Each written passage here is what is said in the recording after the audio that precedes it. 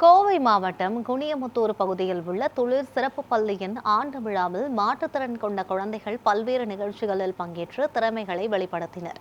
குனியமுத்தூர் பகுதியில் மாற்றுத்திறனாளிகளுக்காக செயல்பட்டு வரும் துளிர் சிறப்பு பள்ளியின் 9ஆம் ஆண்டு விழா சிவானந்தா குடியிருப்பு காமராஜர் கலையரங்கில் நடைபெற்றது. விழாவில் அமைச்சர் சம்பத்குமார் கலந்து கொண்டு தந்தையுடன் ஒரு நாள் என்ற குறும்படத்தை வெளியிட்டு சிறப்புரையாற்றினார். துளிர் சிறப்பு பள்ளியின் நிறுவனரும் இயக்குநருமான டாக்டர் வெங்கடேசன் நிகழ்ச்சியின் முக்கியத்துவத்தை பற்றி விளக்கி பேசினார்.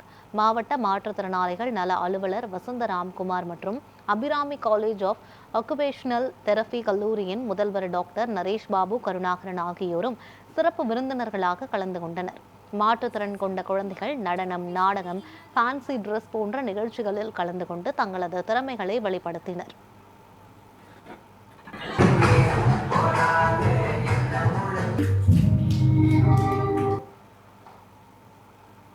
துளிர் பள்ளியின் நிர்வாகிகளுக்கும் ஆசிரியர்களுக்கும் மற்றும் அங்கு பயிலக்கூடிய குழந்தைகளுக்கும் அவங்களுடைய பெற்றோர்களுக்கும் அதில் வணக்கத்தை தெரிவிச்சுக்கிறேன். ஒரு சின்ன ஷார்ட் ஃபிலிம் பார்த்தோம். சாரதா லேக் பண்ணியிருந்தார், நடிச்சிருந்தார்.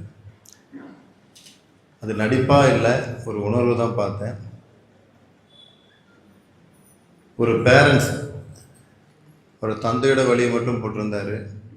நிச்சயமாக அந்த தாய் கோபத்தில் பேசினாலும் அவங்களோட வழியும் அதில் சம பங்கு இருக்குங்கிறத நாங்கள் இந்த இடத்துல உணர முடியுது. ஒரு தாய் தந்தை இருவரும் சேர்ந்தால் மட்டும்தான் அந்த குழந்தையுடைய எதிர்காலம் தேவைகள் ஓரளவுக்கு பூர்த்தி செய்ய முடியுங்கிற நம்பிக்கை இருக்குது. குறிப்பாக மாணவர்களுக்கு பயிற்சிக்கிறதுங்கிறது ஒரு டெடிக்கேஷனாக செஞ்சால் மட்டும்தான் அதை சரி பண்ண முடியும். அது அவங்களுக்கு முழுமையாக போய் சேரும்.